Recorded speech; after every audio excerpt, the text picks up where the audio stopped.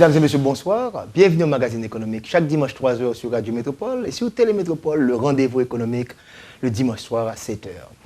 Nous allons parler du système financier international, le système bancaire, la crise, comme on l'a connu 2008. Il y a eu un avant 2008, un après 2008 au niveau du système financier international. Et cette semaine, il y a eu en Haïti un séminaire extrêmement important organisé par l'INUCA, l'ITD, le groupe Croissance concernant, je pourrais dire, le système financier, les assurances en quelque sorte. Et cette possibilité nous a été offerte d'avoir sur le plateau M. Éric Lamarque qui va nous dire comment a été la semaine en Haïti. M. Lamarque, merci d'avoir accepté notre invitation. Merci d'abord aussi de votre invitation et je voudrais d'abord remercier l'INUCA, le groupe Croissance et l'ITD de m'avoir sollicité parce que j'étais venu faire un cours en Haïti pour l'INUCA et voilà qu'on m'a également sollicité pour venir donner un séminaire à des banquiers et des assureurs de la place pour évoquer effectivement ces nouvelles questions posées par l'évolution du contexte financier international et effectivement l'après-crise 2008 puisque, comme on en parlait tout à l'heure, les choses vont vraiment changer pour le secteur financier, elles ont changé, elles vont continuer à changer, et les pays émergents, même comme Haïti, vont petit à petit devoir évoluer vers les principes posés par ces nouveaux principes financiers posés par les instances de régulation. Donc ma semaine en Haïti, elle a été extrêmement studieuse. Elle a été académique et professionnelle. Oui, je profite de ça. Parce que qui est Éric Lamarque? Éric Lamarque, si vous voulez, il est d'abord universitaire, puisque je suis depuis 2 ans professeur à l'université de Paris 1 Sorbonne, à l'IAE, à l'Institut d'administration des entreprises. Par le passé, j'ai été 10 ans professeur à l'université de Bordeaux. Je suis diplômé de l'université de Bordeaux. Et également, j'ai toujours souhaité développer une activité pratique parce que je pense que la théorie doit se confronter à la pratique. Et donc, j'ai à la fois une expérience d'administrateur dans une caisse d'épargne en France qui pèse quand même 25 milliards d'euros de total de bilan dans le groupe BPCE. Et régulièrement, des institutions financières me sollicitent pour leur donner quelques conseils et faire avec eux quelques séances de formation parfois pour leurs dirigeants ou en tout cas pour leur cadre supérieur. Donc j'essaie effectivement depuis maintenant une quinzaine d'années d'allier la théorie avec des recherches, avec des doctorants, avec des thèses qui sont soutenues, avec un centre de recherche. Je gère d'ailleurs une chaire universitaire au sein de l'IAE de Paris, financée par le groupe BPCE.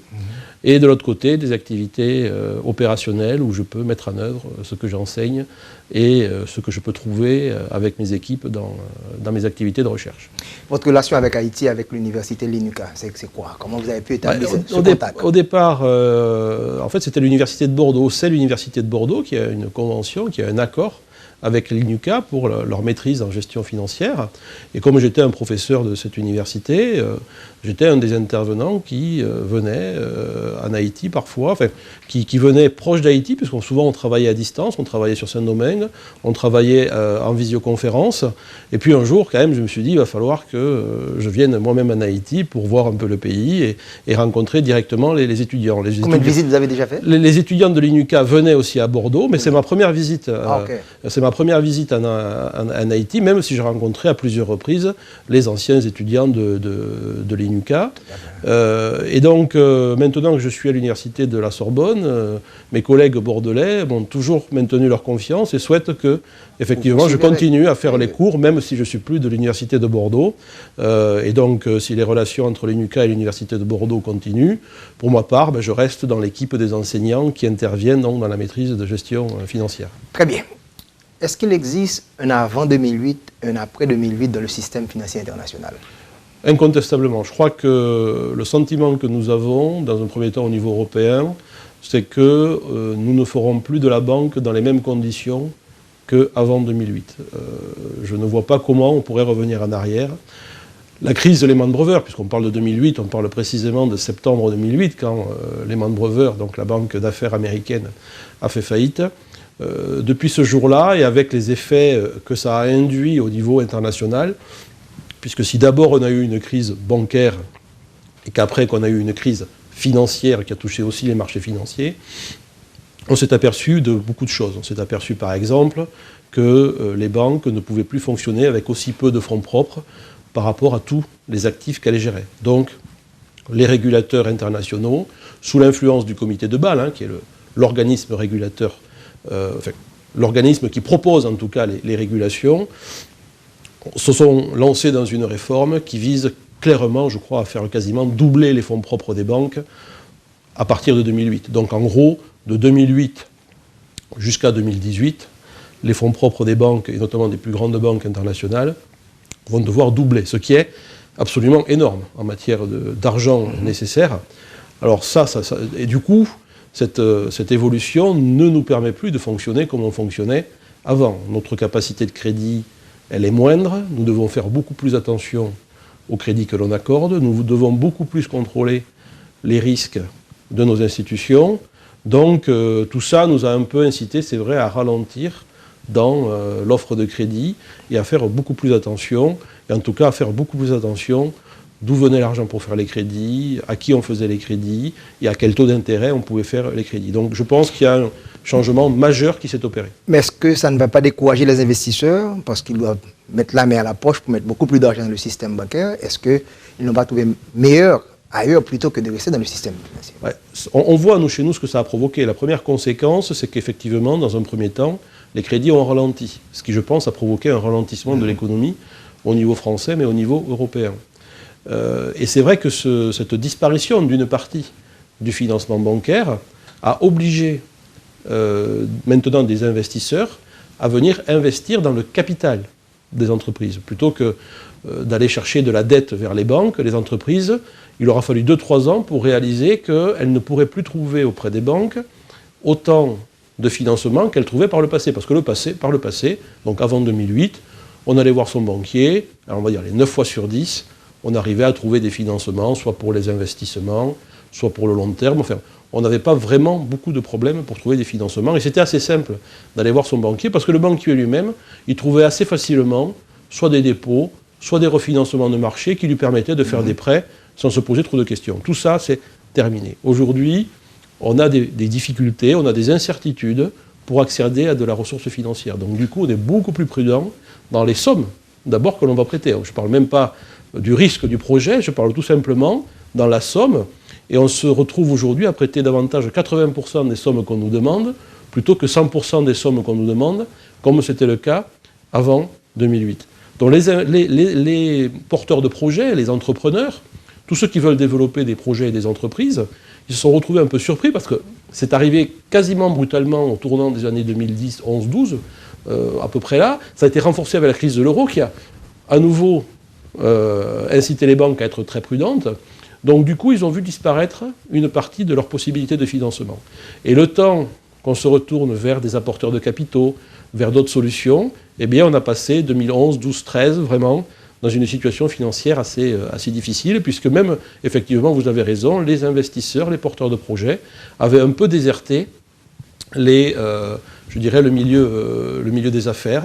Et aujourd'hui, d'ailleurs, on a presque plus de problèmes pour avoir des bons projets que d'avoir du financement, parce que petit à petit, tout ça s'adaptant petit à petit, le financement revient, l'argent revient dans le circuit, la Banque Centrale Européenne se met à faire des émissions de monnaie, ce qu'on appelle le quantitative easing, comme le faisait la Fed pendant des années. Donc au jour d'aujourd'hui, quand je vous parle en 2015, après cette phase un peu de transition qui est en train de se terminer, notre problème est pratiquement plus pour trouver des investisseurs et des gens qui veulent mener des projets que pour trouver du financement. Le virus est venu des États-Unis, je parle du virus financier. Mais pourquoi l'Europe a réagi aussi brutalement? Est-ce que vous avez eu des faiblesses également dans votre système pour que ce virus américain, au niveau financier, ait considérablement affecté votre système? Mais disons que l'onde de choc américaine a affecté pas mal de banques, malgré tout. Donc ça veut dire que nos banques n'étaient pas forcément toutes, en tout cas, très solides. On a eu quelques cas assez délicats. Il y a eu des cas délicats en Angleterre, et c'était même avant Lehman Brothers, une banque spécialisée dans l'immobilier comme Northern Rock s'est retrouvée en cessation de paiement en 2007. Elle a été nationalisée. La Royal Bank of Scotland en Angleterre est toujours nationalisée. En France, Dexia, qui est une banque franco-belge, a dû être sauvée par l'État belge et par l'État français. Fortis, une banque belge qui avait aussi une grosse filiale en France, a dû être reprise par BNP avec l'appui. L'Espagne a été très touchée également? L'Espagne, un peu plus tard, a été touchée suite à la crise de l'immobilier espagnol. Donc ça veut dire qu'on avait, nous aussi, quelques banques qui n'étaient pas, on va dire, en très très bonne santé. En tout cas, qui avaient une façon de fonctionner qui s'est avérée inappropriée dans un contexte de ralentissement économique et dans un contexte de manque de confiance des marchés envers les banques. Donc, évidemment, nous n'avons pas été à l'origine de ce mouvement, puisque vraiment l'onde de choc, c'est la crise des subprimes, et symbolisée par la chute de Lehman Brothers, qui est due en partie à la crise des subprimes. Mais cette onde de choc, elle s'est matérialisée par un manque de confiance des marchés financiers envers les banques. Et du coup, comme ces marchés financiers ont manqué de confiance envers les banques, notamment françaises, qui comptaient beaucoup sur les marchés financiers pour se financer, eh bien, se sont retrouvées en difficulté. Elles n'avaient pas forcément des difficultés sur la qualité de leur crédit, mais elles avaient des grosses difficultés de liquidité. Et sur la période 2009, 2010, 2011, beaucoup de banques ont manqué de liquidité parce que les marchés ne leur en donnaient plus autant qu'avant, ou en tout cas ne leur donnaient plus sans compter, parce qu'à une époque, les marchés financiers considéraient que les banques étaient parfaitement sûres et qu'il n'y avait pas lieu de s'y inquiéter quand une banque vous demandait des financements. Si vous mettez par-dessus quand même un problème strictement européen, qui est la crise de la Grèce, avec les conséquences pour l'euro, tout ça a amplifié quand même le phénomène. Et donc, aujourd'hui, nous avons effectivement notre lot de problèmes et de difficultés à régler dans une Europe et dans une France qui a fonctionné à outrance avec le crédit bancaire, puisque nous finançons en France 70% de l'économie grâce au crédit bancaire, alors qu'aux États-Unis, c'est exactement l'inverse. À peine 30% de l'économie est financée par le secteur bancaire. Donc là, le mouvement qui est engagé, c'est clairement un mouvement pour réduire le poids du secteur bancaire dans le financement de l'économie, en France et en Europe, et pour que, sans doute, les entreprises et les acteurs économiques s'y financent aussi un petit peu plus par fonds propres et un petit peu moins par dette, parce que trop de dette, à bout d'un moment...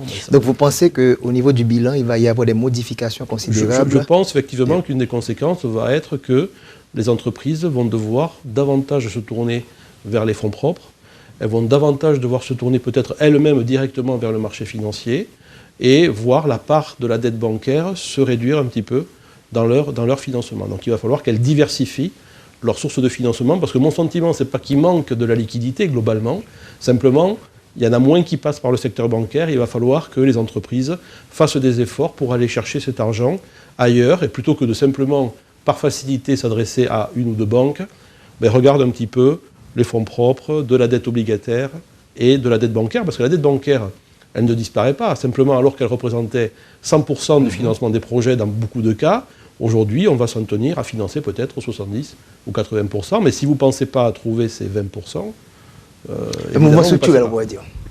Voilà, donc vous suivez le magazine économique sur Radio Métropole, chaque dimanche 3h. Sur Télémétropole, le rendez-vous économique, notre invité Éric Lamarque, nous analysons la crise financière de 2008, impact sur les pays les plus avancés, particulièrement en Europe, mais nous allons voir également si ça a eu un impact sur les économies émergentes et les pays en voie de développement. On prend la pause, on se retrouve dans quelques instants. T'aimes raconter nous histoire qui a la banque pour changer l'argent papier en pièces monnaie. Bonjour messieurs. Bonjour. T'as aimé changer l'argent ça yo en pièces monnaie s'il vous plaît. Désolé madame, pas de monnaie. Hein? Mes amis à toi, à qui sa banque ça utile même. Li pas jamais de monnaie, ça fait me songer problème de gain action client. Client, pas de monnaie de goût et demi, pour ti surette pour passer dans bouche là. Chéri amour, c'est pas l'argent, mais monnaie en pièces c'est l'argent. C'est pas bon petit monnaie non. Comment on va le compléter comme camionnette là? Moi pas décourager non. Moi t'ai passé dans l'autre banque. Bonjour. Bonjour, c'est monnaie en pièces au besoin? Mais banque qui fait travail li. M'a tout quitté l'autre banque qui pas de bon service là. Merci en pile. Inquiète-toi belle madame, nous là pour nous servir. Toujours marcher avec pièce monnaie. Comme ça, ou a toujours payer ça ou pour payer sans été ni mette. Banque centrale gen monnaie 5 kob, 20 kob, 50 kob, goud ak 5 goud. Mande banque pour la ba ou monnaie. C'est droit ou et c'est des voiles pour le servir. Pas pran priya nan men aucune banque parce que banque centrale bay toute banque monnaie.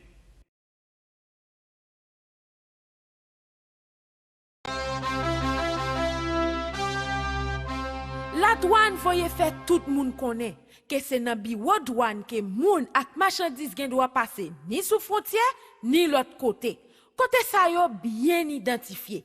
Genyen douanier ak agent sécurité la douane qui là pour bail service. Tout monde qui essaye passer marchandise en bachal dans l'autre côté sous frontière, c'est contrebande y a fait. La douane vle dit tout monde l'a saisi marchandise ak tout camion qui passé sous côté. Et monde qui concerné l'a fait arrêter yo pour y aller devant juge qui là pour ça. La douane a profité rappeler tout le monde. Bon la douane, c'est dans banque pour y aller payer ça. Ou bien dans espace la douane mettez spécialement pour ça. Et là où fin payer Bordeaux, exigez récit qui dit ou payer. Parce que année ça, tout pouvoir l'État a continué correr la douane pour faire coucou rouge derrière contrebande à corruption. Puis Koumaon, Zanana Koupengwe, veillez zonou. La douane a appliqué la loi contre tout le monde.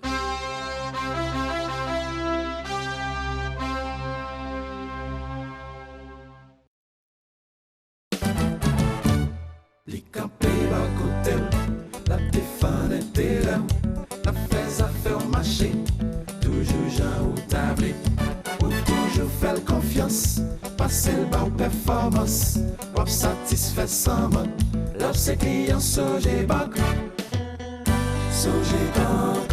toujours bas côté mes amis, Sogé Bank, toujours bas côté, Sogé Bank, toujours bas côté mes amis, Sogé Bank, toujours bas côté, Sogé Bank.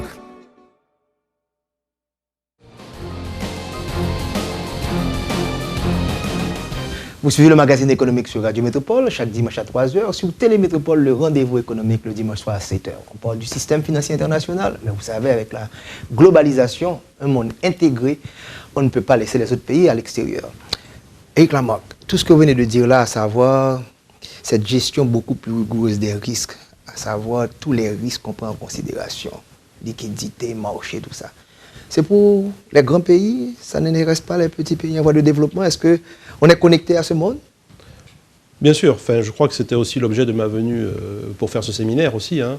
Et quand je parle aux étudiants de l'INUCA, je suis vraiment en train de leur dire qu'ils ne peuvent pas simplement gérer leurs petites entreprises dans un monde purement haïtien, mais que le développement de leur pays passe par l'ouverture vers l'extérieur, donc la capacité à avoir des relations avec d'autres pays, et surtout passe par la capacité à améliorer leur propre système financier pour que celui-ci soit aussi attractif et attirant pour des banques d'autres pays et des pays développés.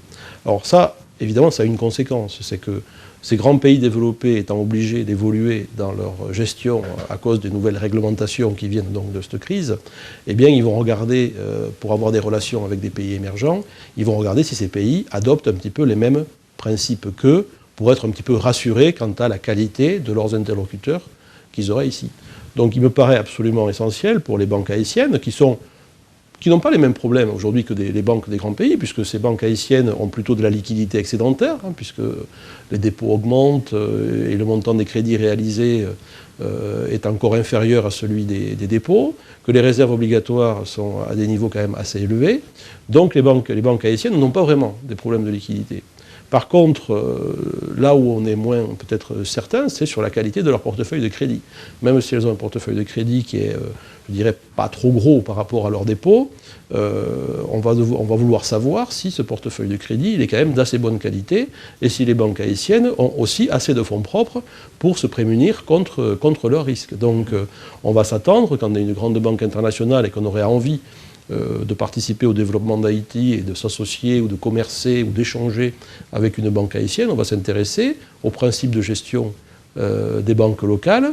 Et pour rassurer une grande banque internationale, il n'y a rien de mieux que de lui montrer qu'on applique à peu près les mêmes principes de gestion que ce qu'elle applique elle-même. Donc, je dirais par effet un petit peu de globalisation, les pays émergents, et Haïti en particulier, va devoir évoluer vers un système proche de celui que ont mis en place les banques françaises. Pour nous, un concept de compliance, conformité, qu'est-ce que les banques haïtiennes vont devoir faire pour pouvoir respecter ces normes? Eh bien, déjà, premier point, cette conformité, ce contrôle interne que les banques doivent développer, ça fait justement partie de cette réglementation de Bâle nouvelle qui s'est renforcée donc après la crise. Donc déjà, si les banques haïtiennes et si la Banque centrale indique que les banques haïtiennes doivent rentrer dans les principes de Bâle, ça va devenir une obligation légale que de construire un dispositif qui vérifie la conformité, la compliance, des opérations internes avec les lois et avec les principes de bonne gestion que la banque aura bien voulu mettre en place. Alors, concrètement, ça veut dire quoi? Ça veut dire qu'il va falloir qu'elles organisent, si ce n'est pas déjà fait, ou si c'est peut-être en cours, mais il va falloir qu'elles organisent un dispositif avec un département compliance, conformité, qui va être chargé d'aider tous les départements de la banque à constituer un dispositif de contrôle de façon à vérifier que les opérations de la banque sont sécurisées, et notamment 3 types d'opérations qui sont absolument nécessaires de sécuriser: la qualité de l'information comptable et financière, pour être certain des comptes qui sont présentés. En général, c'est déjà là.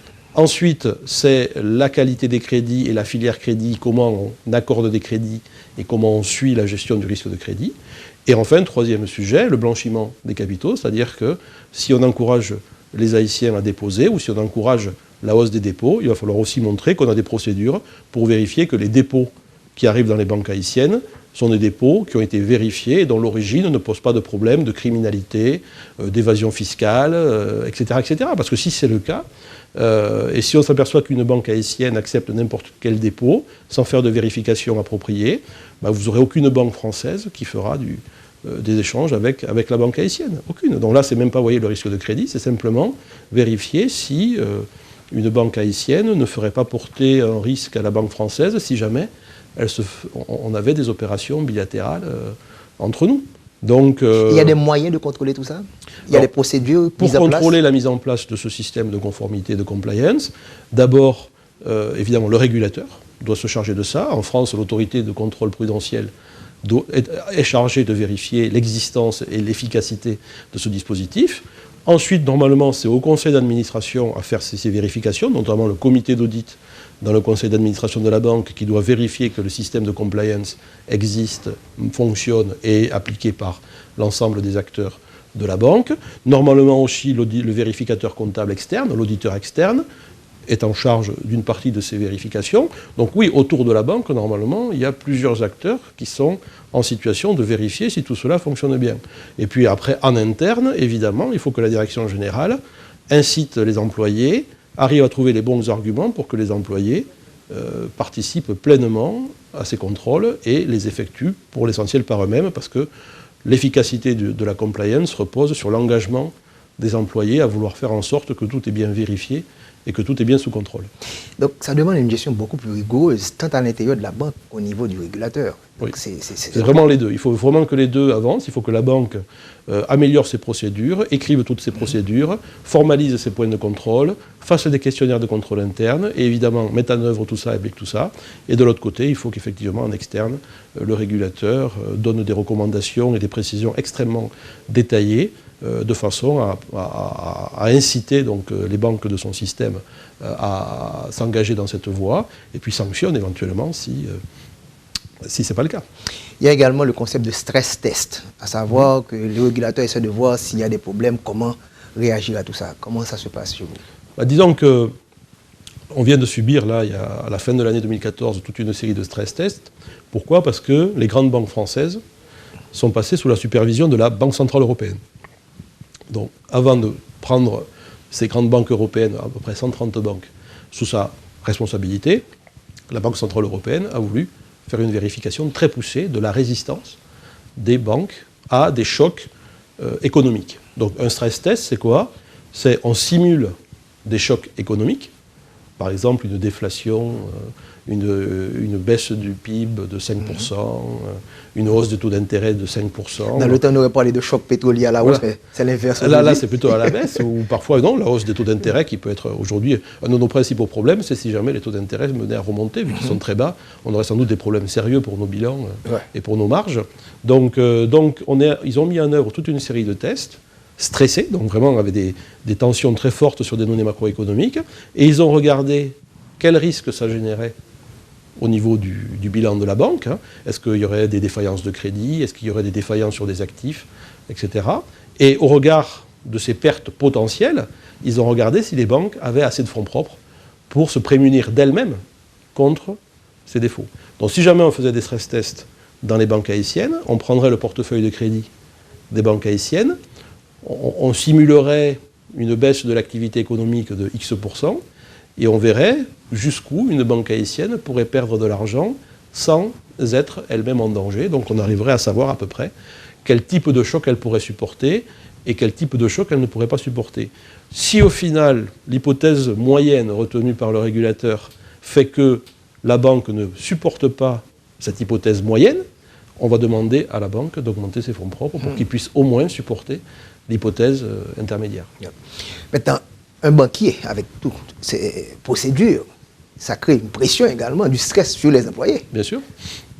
Bien sûr, mais je dirais que d'abord c'est inévitable, donc plutôt que de se lamenter sur le fait qu'on a trop de procédures, trop de contrôles, je pense qu'il faut réfléchir à la meilleure façon de les appliquer. Donc chez nous, ça a râlé pas mal, hein. Les employés ont été assez déçus de voir qu'ils avaient à faire tout ça, parce qu'en plus ils pensaient que ce n'était pas leur faute, puisque ça venait des États-Unis, donc on a eu du mal à faire accepter ça. Je pense qu'aujourd'hui, petit à petit, on s'est amélioré, et les gens ont bien compris l'intérêt de ça. On a aussi dit aux gens que la qualité de leur travail, ce n'était pas simplement de vendre beaucoup de produits, mais de les vendre dans de bonnes conditions. Donc ils ont compris qu'une partie de leurs objectifs de performance personnelle reposait sur la qualité des contrôles et sur la compliance, justement. Et je crois aujourd'hui que quand on est dans une réunion de mon conseil d'administration, on a une partie de nos discussions qui est beaucoup sur le contrôle. Donc je considère que c'est assez rentré dans les mœurs.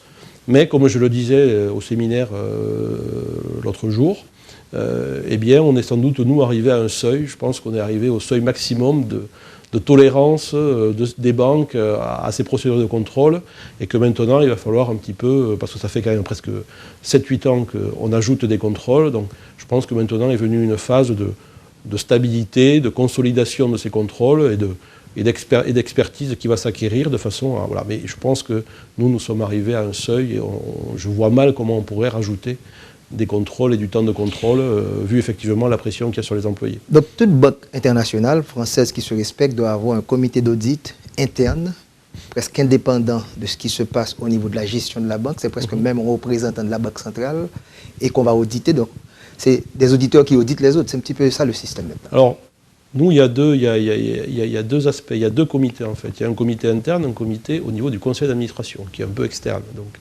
au niveau du conseil le conseil a un audit spécifique pour auditer toute la banque. Si elle le souhaite.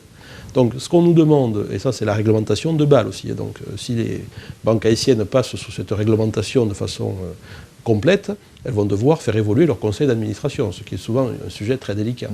Donc notamment une des évolutions absolument, enfin une des obligations, c'est de disposer dans le conseil d'administration d'un comité d'audit. Ce comité d'audit, il est composé d'administrateurs qu'on a choisis pour leurs compétences en matière d'audit, et on y ajoute éventuellement le directeur financier de la banque. Le directeur général n'y est pas, en général, hein. On ne le met pas dans ce comité d'audit, et on peut lui adjoindre des experts extérieurs qui viennent momentanément faire des présentations à ce comité d'audit.